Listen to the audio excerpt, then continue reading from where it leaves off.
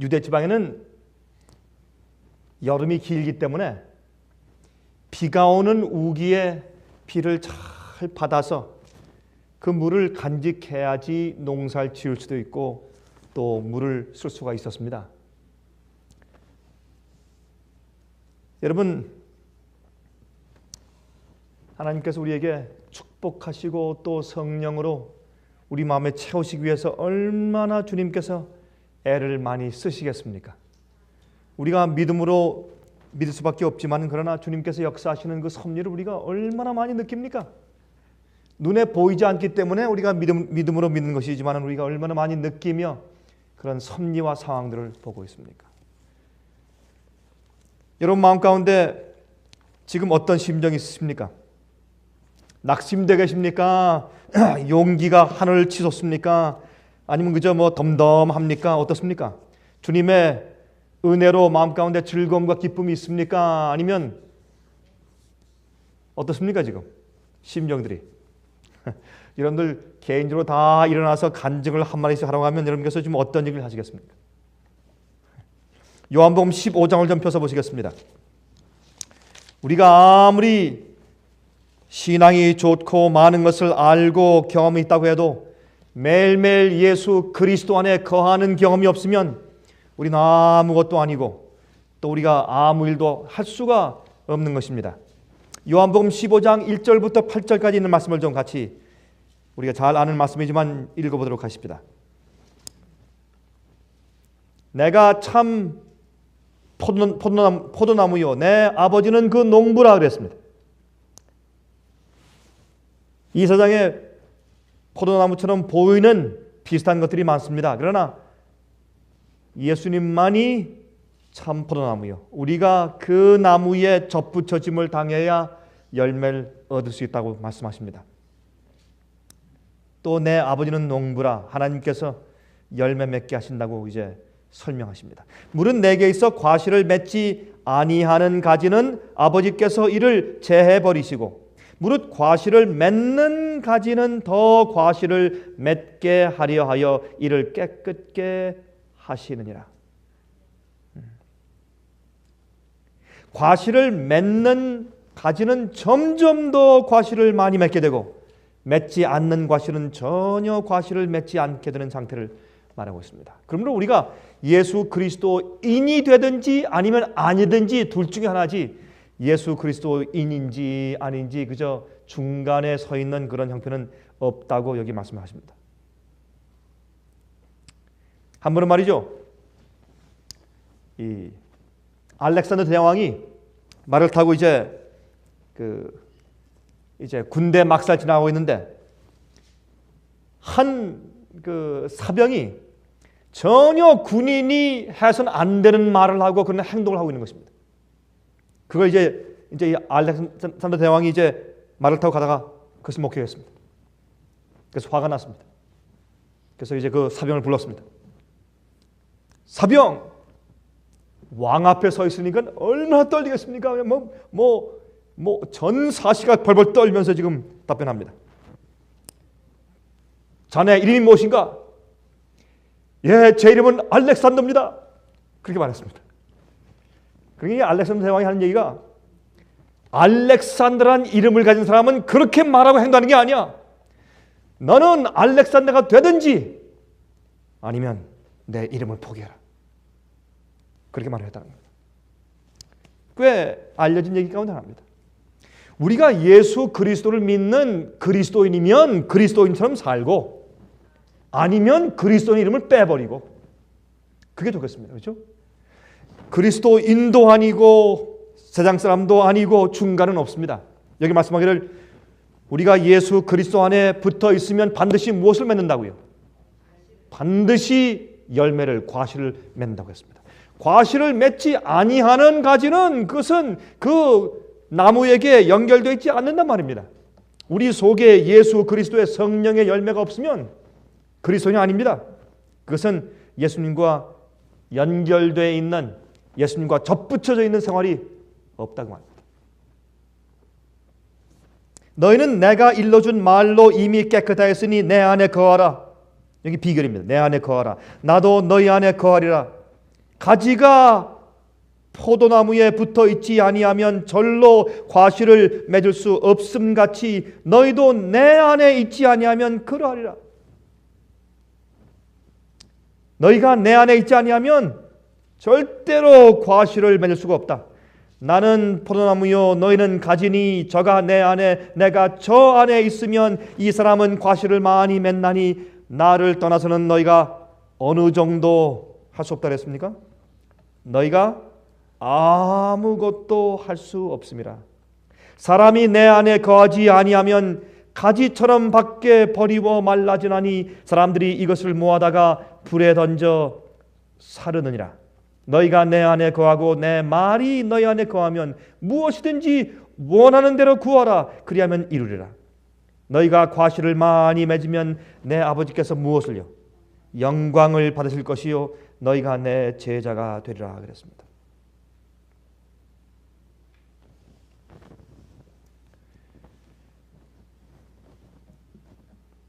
여기에 예수님께서 우리 속에 거하시는 것은 어떤 추상적인 경험이 아니고 실제적으로 예수께서 말씀하신 그 말씀이, 주님께서 우리에게 주신 그 진리의 빛의 말씀이 우리 속에 거하는 것을 예수님께서 우리 속에 거하시는 것으로 말씀하고 있습니다.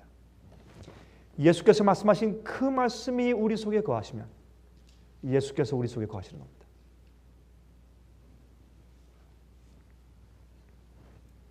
여러분, 이스라엘의 절기 제도를 아시죠? 절기 제도. 유월절, 오순절, 나팔절, 대속죄일, 그리고 또 뭡니까? 장막절. 장막절. 근데 이 무교절과 요제절은 이제 유월절이 시작하면서 이제 같이 있는 절기죠. 그렇죠? 이제 무교절, 절기죠, 일주일. 그런데 이제 무교절 절기 바로 전날 이제 그 오후 3시에 예수님께서 십자가에 돌아가신 것을 이제 미리 예언해 주는 절기가 유월절이었습니다. 그 다음 날부터 무교절입니다. 누룩 없는 떡을 먹기 시작했습니다. 그 다음에 이제 유월절 그 절부터 3일째 되는 아침은 요제절이었습니다. 또 이제 요제절부터 50일째 되는 날이 무슨 절이었습니까? 예? 오순절이에요. 오순절. 여러분 시시하시니까 답변도 안 하시죠? 뭐 그 정도를 가지고 물으시나? 그럼 좀 계속 물어보십시다. 그러면 이제 오순절 지난 다음에 나팔절까지는 몇 개월 기간이 있습니까? 예? 4개월. 4개월 동안 긴 여름이 있습니다. 긴 여름이 있습니다. 그리고 나팔절이 있습니다. 그 다음에 대속죄일이 있습니다.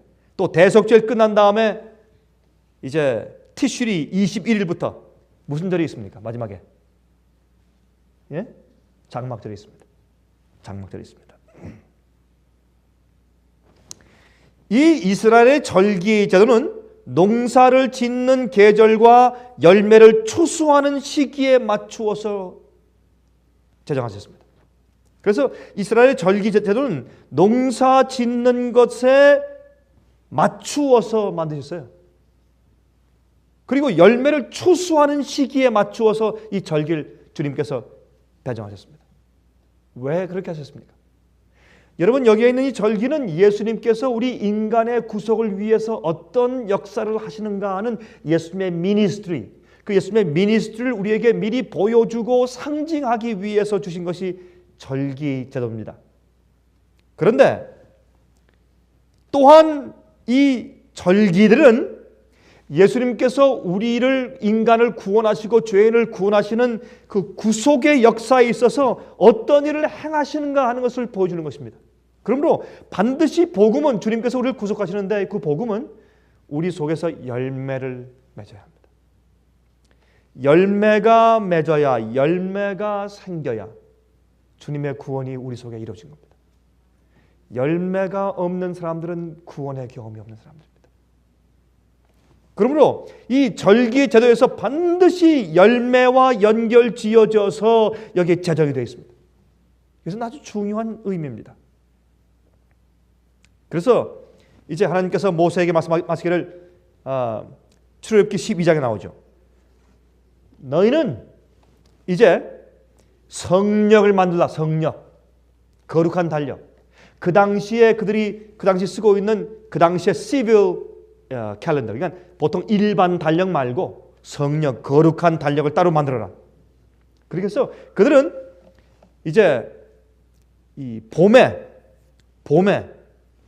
보리의 첫 추수가 보리가 익어서 첫 열매를 거둘 그 시기부터 시작해서 그 시기부터 너희가 거룩한 첫 달로 삼으라.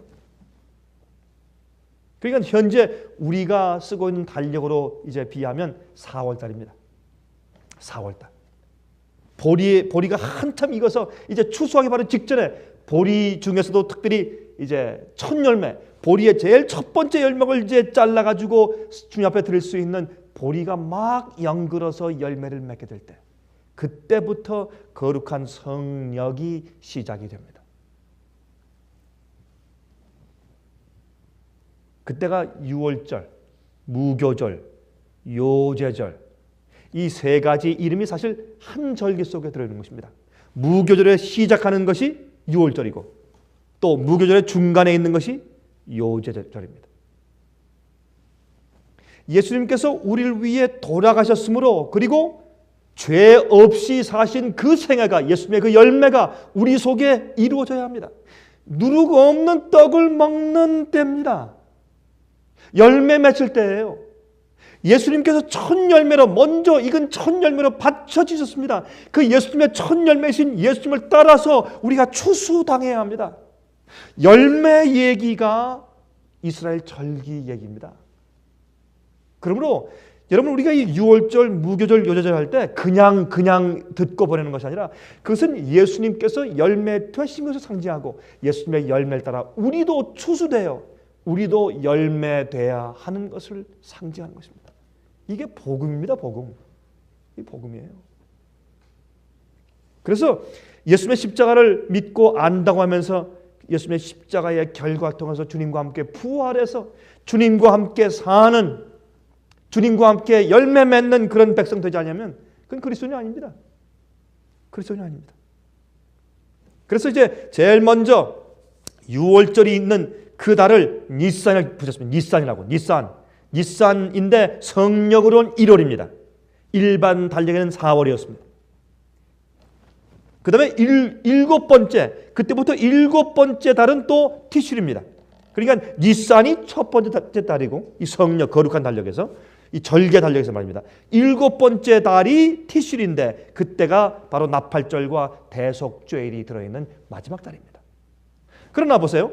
성령은 7달밖에 없어요. 7개월. 그러니까 원래의 일반 그들이 사용하던 일반 이 1년에 12달인 일반 달력과 몇 달이 지금 차이가 있습니까?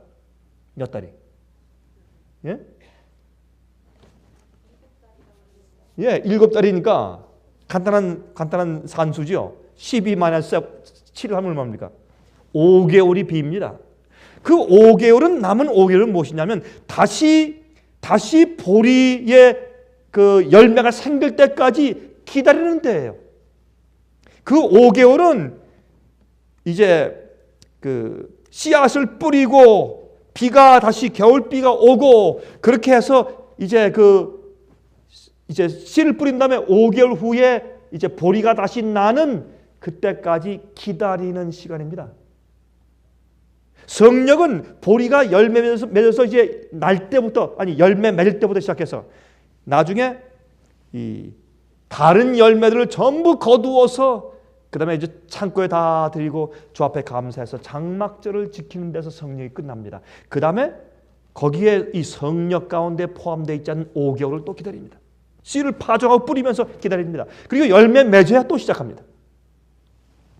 그러므로 이것은 무엇을 상징하느냐면 예수 그리스도 안에서는 우리가 믿는 자들 속에서는 반드시 그 위에 우리의 심령과 우리 생애 가운데 열매 맺는 경험이 있어야 합니다. 열매는 하나님께 먼저 드려야 합니다. 우리의 선한 행실과 우리의 그리스도다운 우리의 삶과 또한 우리의 성품 때문에 남들이 먹을 수 있기 전에 먼저 우리의 생애가, 우리의 삶이, 또한 우리의 모든 철학과 우리의 동기와 우리의 모든 계획과 우리의 모든 것이 하나님께 영광이 되는 것입니다. 첫 열매가 무엇입니까? 하나님께 먼저 바치는 것이죠. 그리고 또 어떻게 해요? 그것을 또 그들이 빻아서 떡을 내서 먹는 것입니다. 하나님께 먼저 바쳐진 삶이라야, 주님께서 인정하신 삶이라야, 주님께서 뿌리고 가신 그 생명 말씀의 언약의 말씀이 자라나서 씨가 되어서 우리 속에서 연글어야 남이 먹을 수가 있죠. 가라지는 그 속에 알맹이가 없는 것이에요. 멋지게 보이지만은 그것을 빵을 해서 먹으려고 추수와서 털어보면 그 안에 알맹이가 없어요. 그게 가라지입니다. 오늘날 교회 안에 가라지가 얼마나 많이 있습니까, 여러분? 예수님과 연결되어 있지 못하면 성품이 있지 못합니다. 우리 속에 성령이 없습니다. 열매가 없습니다. 그러면 남들이 먹을 수가 없는 겁니다. 열매는 하나님께 먼저 갖다 바쳐야 합니다. 주님께서 인정하셔야 합니다. 그러니까 acceptable offering입니다. 주님께서 받으심직한 이제 제사를 드려야 합니다. 주님께서 받으시고 나면 그 다음에 그것을 양식으로 삼는 것입니다. 유월절과 무교절과 요제절에는 보리의 첫 열매를 드립니다. 그리고 50일 지난 다음에 밀의 첫 열매 드립니다. 보리 추수가 있은 다음에 50일 지난 다음에 또 밀의 추수가 있어요. 밀의 추수. 그래서 이제 이 무교절 지킬 때의 첫 열매는 보리의 첫 열매를 드렸지만은, 그러나 오순절에 드리는 열매는 밀의 첫 열매를 드립니다. 오순절에는 떡 2덩을 드립니다. 떡 2덩. 떡 2개가 바쳐집니다. 오순절은 성령께서 내려오시는 그런 것을 상징하기 위한 절기를 미리 주신 것입니다. 유월절은 예수님께서 십자가에 돌아가신 것을 상징하기 위해 주신 것이고, 무교절은 예수께서 돌아가셨기 때문에 우리의 생애에서는 더 이상 이제 죄가 없어야 합니다. 누룩 없는 떡을 먹는 것이죠. 그 다음에 요제절은 예수님께서 부활하셔서 하나님께 아버지께 가서 당신을 바치신 것을 상징하기 위해서 첫 열매로 요제절을 드렸습니다. 첫 열매를 성소에 나가서 하나님의 지성소를 향해서 이제 흔드는 그런 이제 그 예식을 요제절로 그들이 드리는 것입니다. 오순절은 예수님께서 하늘에 올라가셔서 우리의 중보자로 대제사장으로 이제 즉위하신 다음에 드디어 당신의 성소 사업을 시작하신 것을, 주님께서 우리의 대제사장이시고 왕으로 즉위하신 것을 이제 인정하기 위해서 기름이 부어지는데, 그렇죠? 옛날 대제사장을 이제 아론을 모세가 이제 세워서 안수할 때 그를 기름 부을 때 어떻겠습니까? 그에게 옷을 다 입히고 정결케 하고 다 몸을 씻기고, 그렇죠? 옷을 입히고 정결한 관을 씌우고 그 앞에다 금패로 여호와께 성결이라는 그런 글씨를 쓰게 하고 그 위에 머리부터 기름을 붓는 겁니다. 솥불을 가져다가 거기에 올리브 기름을 잔뜩 붓고 그것을 그 머리 위에 붓는 것입니다. 그러면 그 머리부터 쭉 흘러서 이마, 얼굴, 뺨을 타고 수염을 타고 쭉 흘러서 그것이 옷에 쭉 떨어지고 발밑에까지 주르르 이제 기름이 흐르는 것입니다. 그것은 예수께서 하늘에서 우리의 대제사장 되셨을 때 그 기름이, 그 위임식의 기름이 그 축복으로, 그 인정하심으로, 즉위하심으로 성령께서 상징으로 이 세상에 줄줄 흘러내린 것이 오순절 성령 역사였습니다. 그래서 120명이 다락방에서 성령을 받은 겁니다. 이제 드디어 예수 그리스도의 십자가의 속죄의 은혜와 공로가 드디어 모든 믿는 자들에게 주님의 중보의 경험을 통해서 이제 역사될 수 있는 것입니다.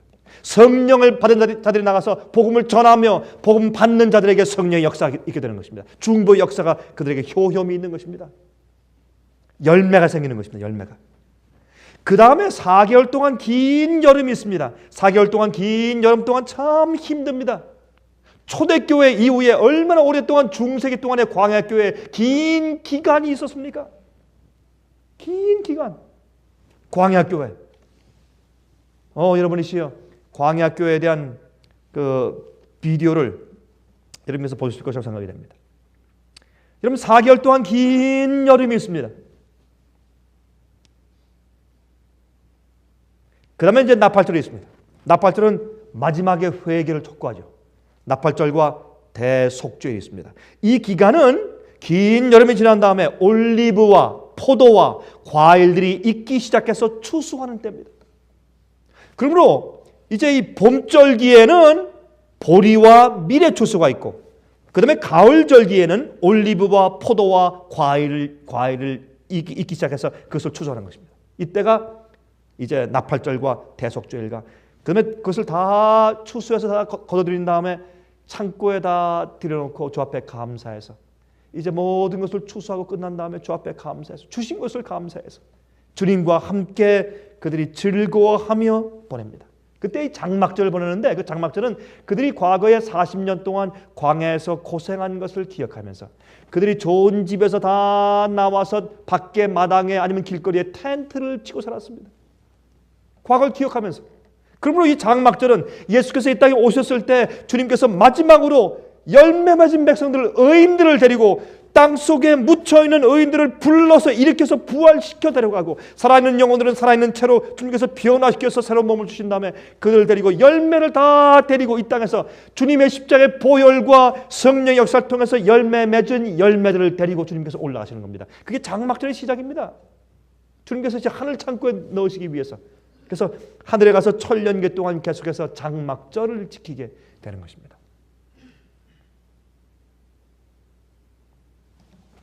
복음은, 그래서 이 주의 말씀은 생명이고 씨앗입니다. 그래서 주의 말씀은 성경에 하나님의 씨라고 말했습니다. 물론 예수님이 하나님의 씨입니다. 예수님이 여인의 씨예요. 약속의 씨입니다. 그건 예수님 말합니다. 메시아를 말합니다. 그러나 사실은 주의 말씀이 또 씨입니다. 주의 말씀이 예수께서 우리 속에 살아서 움직이면 열매를 맺게 합니다. 우리의 말과 행동과 우리의 사상과 우리의 계획과 목적과 동기와 소원을 하늘과 어울리는, 주님과 어울리는 하나님의 아들과 딸로 그리스도의 고난을 주는 그런 열매를 맺게 하는 것입니다. 그래서 우리가 잘 아는 요한계시록 14장 7절 읽어보십시다. 요한계시록 14장 7절. 요한계시록 14장 7절. 그가 큰 음성으로 가로되 하나님을 두려워하며 그에게 영광을 돌리라. 이는 그의 심판하실 시간이 이르렀으니 하늘과 땅과 바다와 물들의 근원을 만드신 이를 경배하라 하더라 그랬습니다. 여러분, 우리가 하나님을 경배하고 예배하는 유일한 이유는 하나님께서 우리를 창조하셨기 때문입니다. 우리가 하나님을 경배하고 찬양하고 주 앞에 예배드리는 유일한 이유는 주님께서 우리의 조물 주시기 때문에 그렇습니다. 다른 건 이유가 없습니다. 우리의 조물 주시기 때문에. 그러므로 여기에 어떻게 해요? 하나님을 두려워하며 그에게 영광을 돌리라 그랬습니다.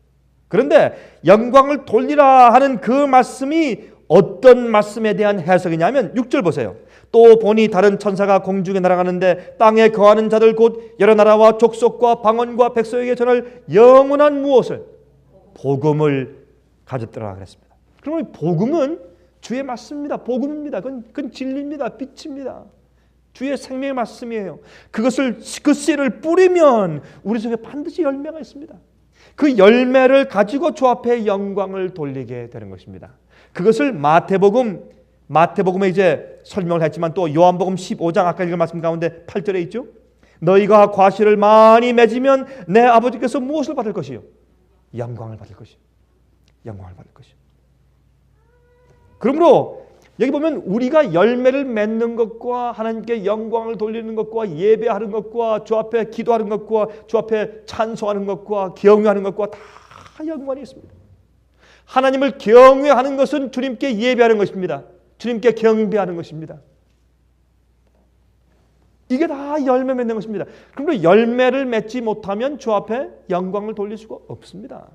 그래서 이제 마지막 시대에 이 세상을 향해서 마지막으로 지금 최후의 은혜의 통첩을 보내는데 그 천사가 내려오면서 하늘 날아가면서 온 세상에 있는 모든 백성과 민족과 방언들에게 전파해야 할 마지막 중요한 영원한 복음이더라.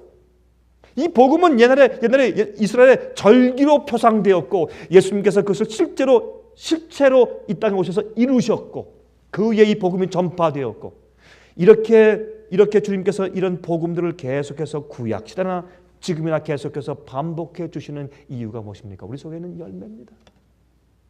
우리 속에 이루어지는 열매입니다. 이 열매는 주님의 뜻대로 사는 우리의 품성입니다.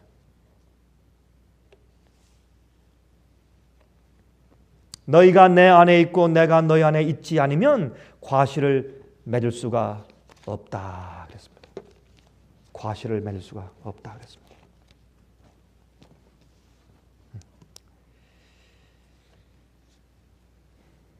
세 가지 종류의 믿음이 있습니다. 믿음 가운데 세 가지 종류의 믿음이 있습니다. 성경에. 그 중에 우리를 구원할 수 있는 믿음은 한 가지밖에 없습니다. 첫 번째, 행하지 않는 믿음이 있습니다. 야고보서 2장입니다. 야고보서 2장 17절부터 20절까지. 야고보서 2장입니다. 2장 17절부터 20절까지 읽겠습니다. 이와 같이 행함이 없는 믿음은 그 자체가 죽은 것이라. 혹이 가로되 너는 믿음이 있고 나는 행함이 있으니 행함이 없는 내 믿음을 내게 보이라. 나는 행함으로 내 믿음을 내게 보이리라. 내가 하나님은 한 분이신 줄을 믿느냐? 잘 하는도다. 귀신들도 믿고 떠느니라.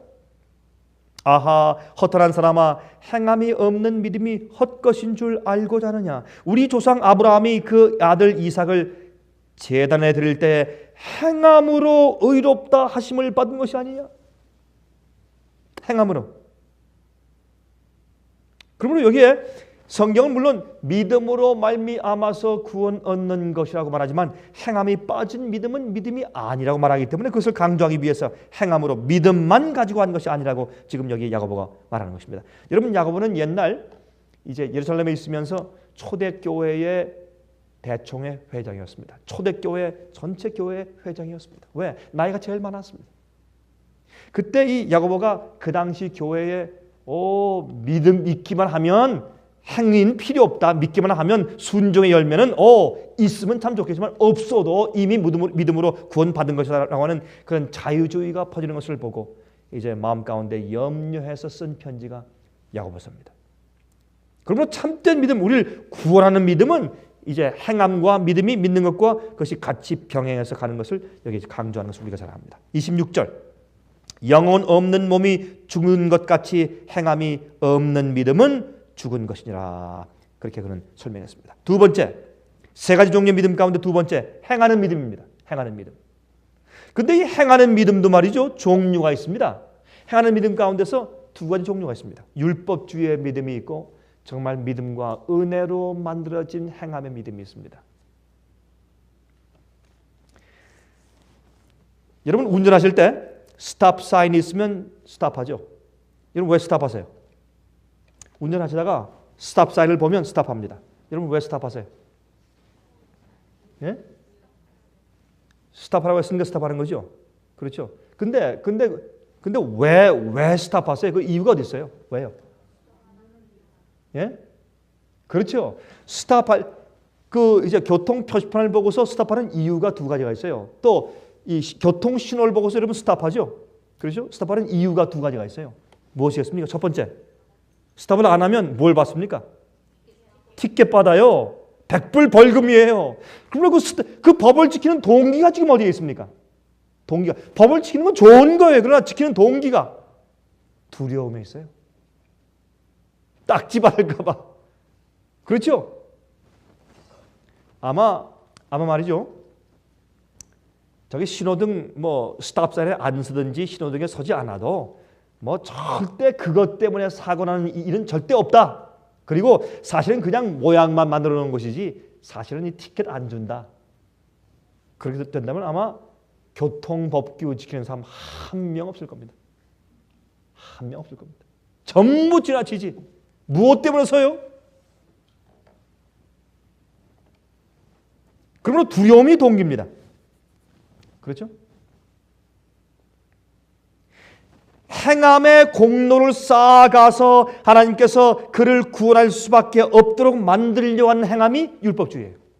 내가 행함을 너무 많이 쌓아서 너무 잘하니까 하나님께서 나를 구원하지 않을 수 없는 입장까지 나를 예쁘게 화장해 내놓는 것이 율법주의입니다. 그 율법주의는 내 속에 있는 내 죄가 나를 멸망시킬까 봐 두려워서 순종하는 것입니다. 저 법을 지키지 않으면 멸망이기 때문에 두려움의 동기입니다. 여러분, 그러한 순종은 참된 순종이 아닙니다. 주님께서 우리에게 이제 계명을 주셨는데 그 계명은 우리가 하나님을 사랑하는 마음의 동기가 우리 속에 들어와서 채워지지 않으면 참 그 이상해요. 주의 계명을 지킬 수가 없어요.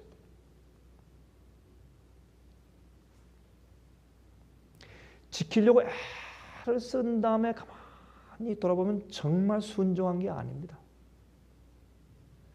우리 마음속에 정말 주님을 기쁘시게 하고 싶어서 순종한 게 아니에요. 어떤 때 기도할 때 그런 생각이 많이 들어가요.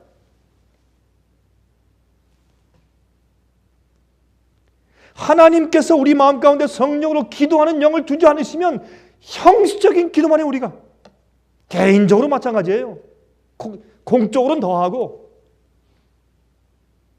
하늘에 올라가다 천장도 더 이상 올라가지 못할 기도가 얼마나 많은지 모릅니다. 주의 성령으로 우리 마음 가운데 가득 차서 기도가 그저 눈을 감고 주님을 명상하면 기도가 나도 모르게 그냥 하늘 향해서 뻗쳐 올라가는 진정한 기도, 성령의 열매의 기도 말이에요.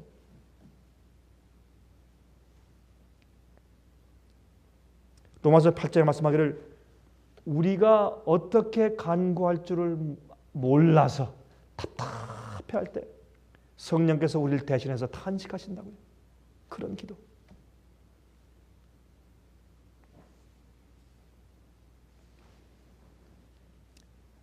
행하는 믿음이지만 두려움 가운데 하나든지 아니면 자기의 공로를 쌓으려고 하는 모든 행함은 참된 믿음으로 나오는 행함이 아닙니다. 세 번째, 참된 우리를 구원하는 믿음은, 성경의 믿음은 예수의 믿음이죠. 잠깐 보십시다. 로마서 7장 7절. 그것을 요한계시록 14장 12절에 예수의 믿음이라고 설명합니다. 하나님의 계명을 지키며 예수의 믿음을 지키는 사람들이라고 설명하면서 예수의 믿음은 하나님 아버지의 뜻을 행하고 계명을 지키는 믿음이라고 설명합니다. 성경 마태복음 7장에 말씀하기를 주여 주여 하는 자마다 다 천국에 들어갈 것이 아니요 하늘에 계신 내 아버지의 무엇대로 뜻대로 어떻게 하는 자가? 행하는 자가 들어간다 그랬어요. 뜻대로 행하는 자가 들어간다. 근데 그 행함이 내 속에서 하나님 아버지의 심판에 대한 두려움 때문이 아니고 하늘 가고 싶은 내 마음속의 욕심 때문도 아니고 공로를 세우기 위한 나의 행함에 위주한 율법주의 정신의 행함도 아니고 그 주의 뜻을, 아버지의 뜻을 행하는 그 믿음은 내 마음속에 하나님을 기쁘시게 하고 싶은 그런 동기와 욕망이 내 마음 가운데 가득 찼기 때문에 나오는 진정한 순종을 의미하는 것입니다. 그 순종은 우리 마음속에 하나님의 사랑이 우리 마음 가운데 차 있지 않으면 생길 수가 없는 것입니다. 그게 열매입니다. 우리가 예수님 안에 들어가서 예수님의 열매를 받았는데 예수님의 나무의 양분을 받고 성령을 받고 생명의 양식을 받았는데 어떻게 우리 마음속에 있는 믿음의 동기와 우리 마음속에 있는 믿음의 행함이 예수님의 행함, 예수님의 성품처럼 순수한 것이 아니고 어떻게 이기적이며 두려움의 동기에서 할 수 있는 것이 될 수 있겠습니까? 열매는 예수 안에 우리 마음이 예수 안에 들어가 있고 예수께서 내 마음 가운데 성령으로 내게 하시면 우리 속에 있는 모든 믿음의 동기는 주님의 뜻을 행하고 순종하는 동기는 순수한 것이 되어야 합니다.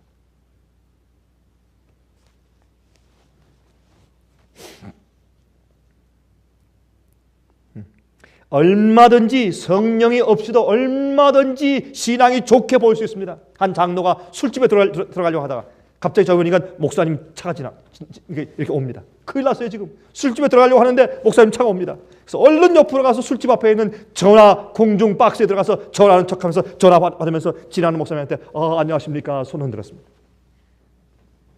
그러면 술집에 들어가지 않게 한 그 마음의 동기가 무엇입니까? 하나님을 기쁘게 하기 위해서요? 아닙니다. 그런 식으로 남들이 보기 때문에 자기 행동 반경이 방조하고 신사적이고 아름답게 보일 수 있는 그런 힘이 인간들에게 있습니다.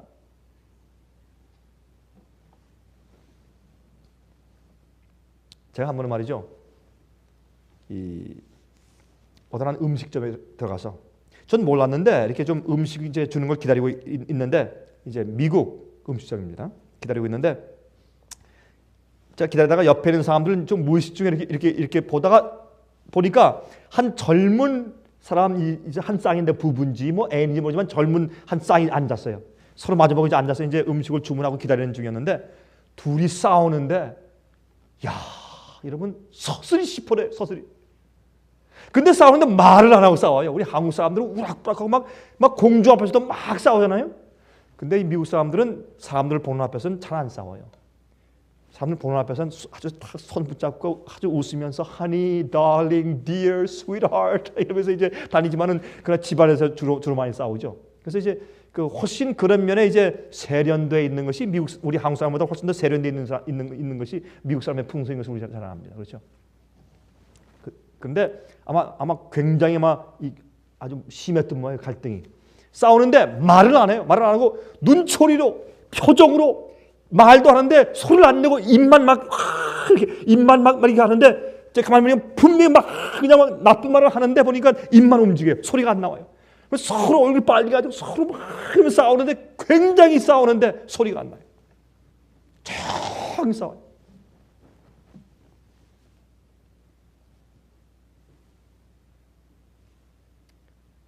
여러분들이시여, 우리 오늘 저녁에 우리 솔직히 생각하십시다. 우리가 매일 성령을 초청해서 내 마음 가운데 거하시지 않으면 우리가 주의 계명을 지킬 수가 없습니다. 우리가 정말 주 앞에 영광을 돌릴 수가 없어요. 주님을 기쁘시게 할 수가 없습니다.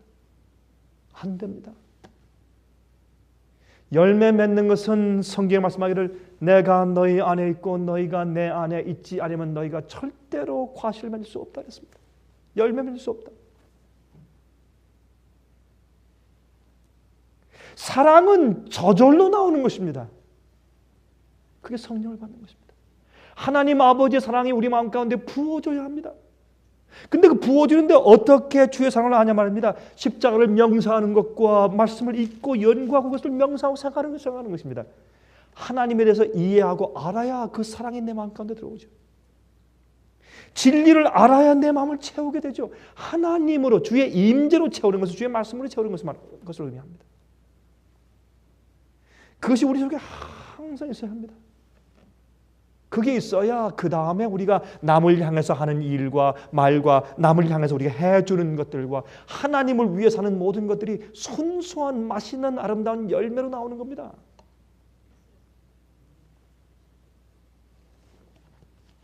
로마서 7장 7절 보십시다. 예수의 믿음을 좀 보십시다. 로마서 7장 7절. 로마서 7장 7절.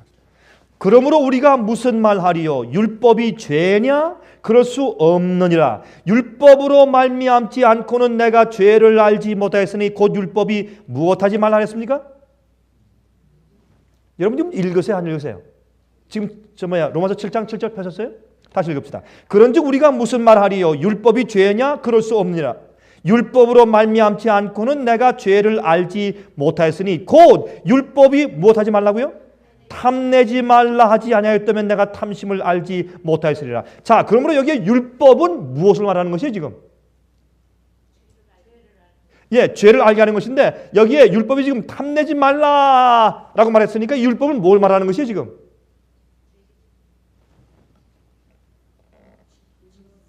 이건 지금 의문의 율법인 성소 제도 말하는 것이에요? 아니면 뭘 말하는 것이에요? 이 율법은 지금? 예? 제가 여러분께 지금 드리는 질문이 좀 어려운 모양이네요. 다시 한번 할게요. 제가 아마 질문하는 방법이 어려운 모양입니다. 여러분들은 많이 아시는데 그렇죠? 다시 읽어보십시다. 그런즉 우리가 무슨 말하리요? 율법이 죄냐? 그럴 수 없느니라. 율법으로 말미암지 않고는 내가 죄를 알지 못하였으니 곧 율법이 탐내지 말라 하지 아니하였다면 내가 탐심을 알지 못하였으리라. 이 율법은 지금 무엇을 말하는 것이에요, 여러분? 십계명을 말하는 것이 십계명 아니에요? 이 율법은 십계명을 말하는 것이에요. 율법. 그래서 율법 할 때 많은 경우에 십계명을 말하는 것이에요. 물론 옛날 절기나 성소제도 같은 의문의 율법을 포함한 그런 것을 다 포함해서 율법이라고 말할 수도 있어요. 모세 율법이니까. 그러나 여기에 있는 말씀은 특별히 보니까 이것은 십계명을 말하는 십계명 율법을 말하는 것을 우리가 알 수 있습니다. 요한일서 3장 보십니다. 요한일서 3장. 자, 제가 무엇을 말씀드리려고 하는 것인가? 계속 가서 보십니다. 요한일서 3장.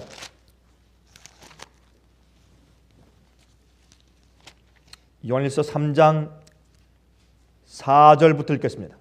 죄를 짓는 자마다 무엇을 행하나니? 불법을 행하나니 죄는 불법이라. 그러므로 계명을 십계명을 범하는 것이 무엇이라고요? 죄라고요. 십계명인 율법을 범하는 것이 뭐라고요? 죄라고요. 죄는 뭐라고요? 불법인데 불법은 무엇이라고요? 계명을 범하는 것입니다. 자, 5절. 그가 우리 무엇을 없애려고? 죄를 없애려고 나타내신 바 된 것을 너희가 아나니 그에게는 죄가 없느니라. 자, 그러면 예수님께서 우리 속에서 죄를 없이 하려고 나타나셨어요. 그러면 죄가 아까 뭐라 그랬어요? 뭐가 죄입니까? 그 전절에 4절에 죄는 뭐라고요? 불법. 불법이 뭡니까?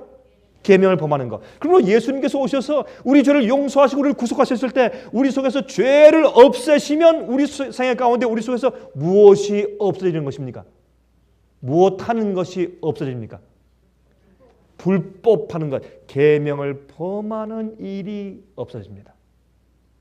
그것이 주님께서 우리 죄를 용서하시고 우리 속에서 죄를 없이 하시는 일입니다. 그게 예수님의 중보 사업이에요. 복음엔 반드시 이 열매가 있어야 합니다.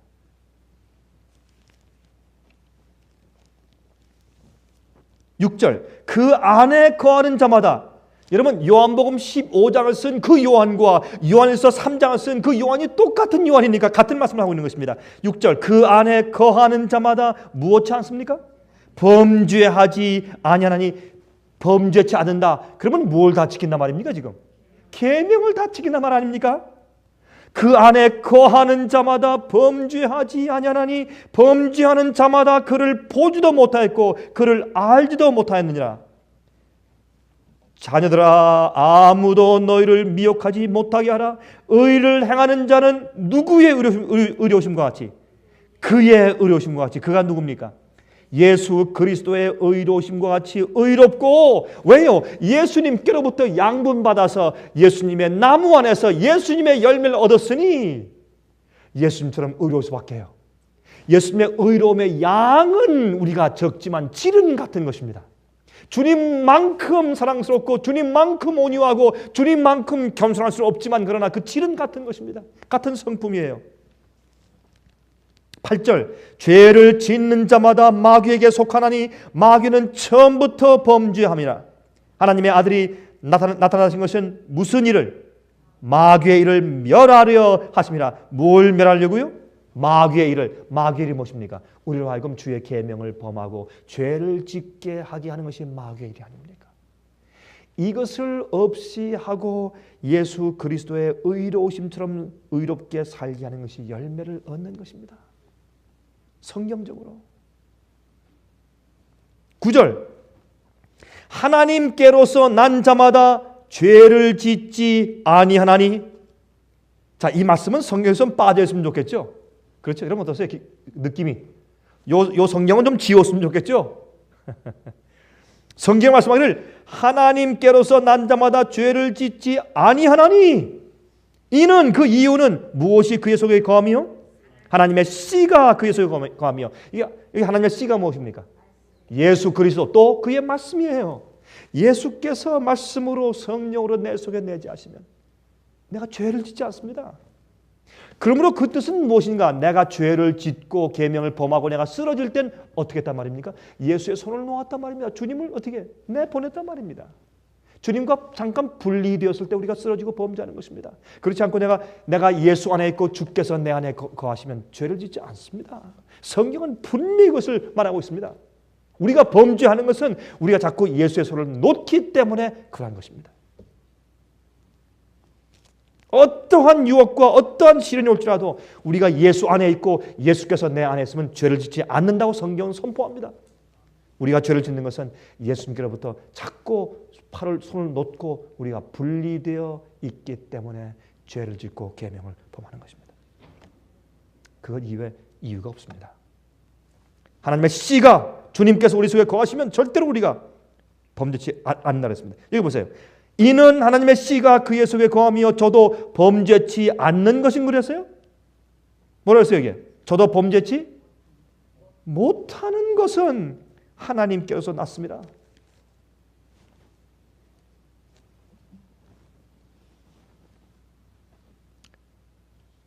저도 범죄치 못하는 것은 하나님께서 났습니다. 얼마나 분명합니까? 주님의 씨가 예수께서 내 속에 거하실 때는 절대로 우리가 계명을 범하지 않습니다.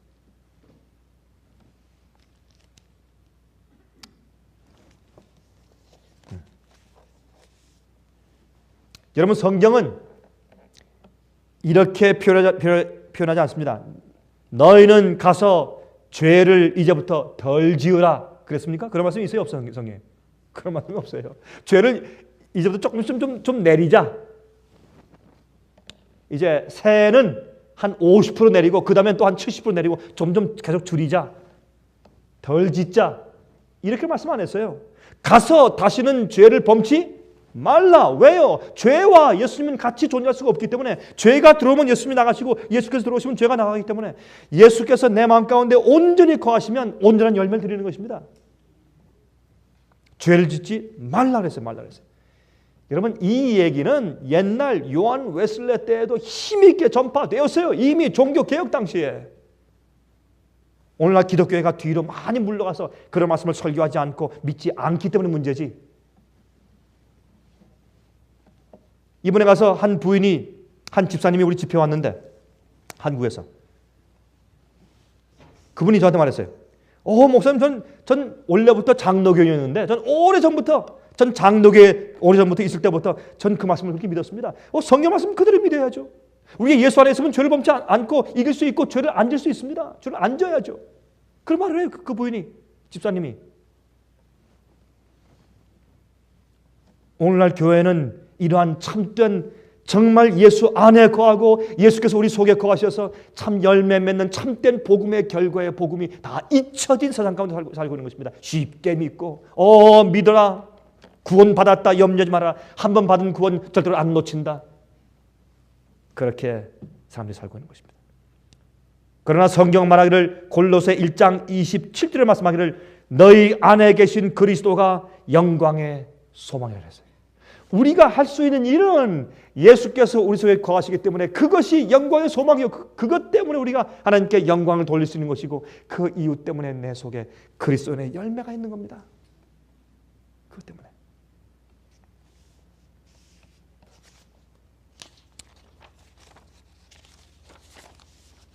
예수님의 생애를 가장 아름답게 기록한 책인 시대의 소망 678페이지에 다음과 같이 기록된 말씀을 읽었습니다. 한번 들어보십시오. 사람들이 폭력이나 살이로서가 아니요 사랑으로 결합하는 때에 저들은 모든 인간의 세력 이상의 힘이 작용하고 있음을 보일 것이다. 우린요, 그저 우리의 도덕적이고 그저 인간적인 남에게 잘 보이기 위한 그 정도의 힘 가지고 절대로 그리스도인 삶을 살 수가 없어요. 그거 안 됩니다. 우리는 모든 인간이 가지고 있는 힘 이상의 어떤 힘이 우리 속에 작용하고 있어야 합니다. 이런 일치가 존재하는 곳에는 하나님의 형상이 인간 속에서 회복된 바 되고, 생애의 새로운 원칙이 그 속에 뿌리 박혀 있는 것이 증거로 나타난다. 이것은 초자연적인 악의 작용을 물리치는 거룩한 성질의 능력이 있는 것과 하나님의 은혜가 사람의 타고난 마음에 자리 잡고 있는 이기심을 정복한다는 사실을 보여주는 것이다. 우리 속에 있는 이기적인 죄의 속성을, 죄의 본성을 이기고 승리하고, 또한 주님의 거룩한 능력의 원칙이 내 속에 있다고 하는 주님의 거룩한 성질의 능력이 내 속에 있다는 것이 드러날 것입니다. 그것이 열매입니다. 그것이 복음이고, 그것이 성령이고, 그것이 내 속에 내재하시는 예수 그리스도고, 그것이 우리의 유일한 영광의 소망입니다.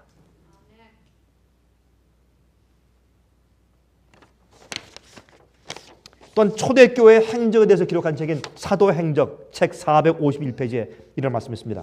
사도는 신앙이란 의식이나 예식, 신조나 교리로 구성되는 것이 아니라는 사실을 나타내었다. 만약 그렇다면 자연인은 우리 보통 사람들이 그가 세상 사물을 이해하는 것처럼 연구에 의해서 신앙을 깨달을 수 있었을 것이다. 우리의 인간적인 지식과 연구를 통해서 신앙을 이해할 수 있을 것이다. 만약 그런 것이라면, 그러나 바울은 말하기를, 바울은 신앙이란 실제적인 구원의 능력이요 전부 하나님께로 말미암은 원칙이며 하나님의 새롭게 하시는 능력이 영혼에게 임하는 것을 각인히 체험하는 것이라고 가르쳤다.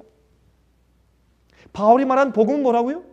주님의 초자연적인 능력이 내 속의 이기심과 죄된 본성을 쳐서 이기고 하나님의 뜻을 이룰 수 있는 그 사랑을 심어주는 하나님의 초자연적인 능력, 새롭게 하시는 능력이 내 속에 임하는 것을 체험하는 것이 실제적으로 매일, 그게 뭐라고요? 그게 신앙이라고. 신앙은 어떤 성경의 가르침을 이해하는 것이 아니라 주님의 복음의 능력, 하늘의 초자연적인 능력이 성령으로 내 속에 들어와서 내 속을 채워서 나로 하여금 어떤 사람으로 만들게 하는 그런 능력이 내 마음속에서 경험되는 것, 그것이 신앙이라고. 그게 열매 맺는 것입니다. 주님의 사랑이 우리 속에 있는 이기심과 인간적 성정과 동기를 대체할 때만 가능합니다. 예수께서 이 땅에 오셔서 우리 마음속에 있는 그 모든 것들을 그런 것들이 더 이상 죄의 유혹을 받지 않을 수 있는 그런 새로운 몸을 주실 때까지 우린 전쟁해야 합니다. 항상 죄의 유혹을 느낄 것입니다. 그러나 그것을 이기고 정복하고 즐겁고 기쁜 마음으로 온 마음을 다해서 하나님을 사랑하는 마음으로 주님의 계명 지키고 주님의 뜻대로 하고 주께서 가라는 길 가고 십자가 메고 자기를 매일 부인하고 매일 주님 따라가고 그것이 즐겁고 그렇게 하는 것이 보람이 있고 힘들어도 주님만 바라보고 이러한 거룩한 열정이 우리 속에 있는 것인데 그것은 우리의 힘과 우리의 노력과 우리의 수고로 그런 것이 생길 수 없다 그 말입니다. 우리가 가지고 있는 그리스도인의 열매는 하나님께로부터 생긴 열매입니다. 성령의 열매입니다.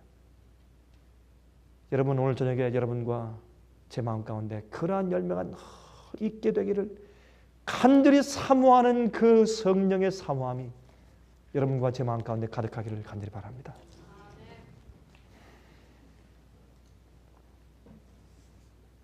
하늘에 계신 우리 아버지, 오늘 우리가 다시 주의 약속을 믿고 간절히 간구하오니 우리 속에 있는 죄의 소욕과 욕심들을 이길 수 있도록 성령을 주시옵소서. 우리의 옛사람이 죽게 해주시고 우리의 망령된 일들을 고쳐주시옵소서. 우리가 주의 말씀을 다시 배워서 다시 깨닫고 확신케 되었습니다.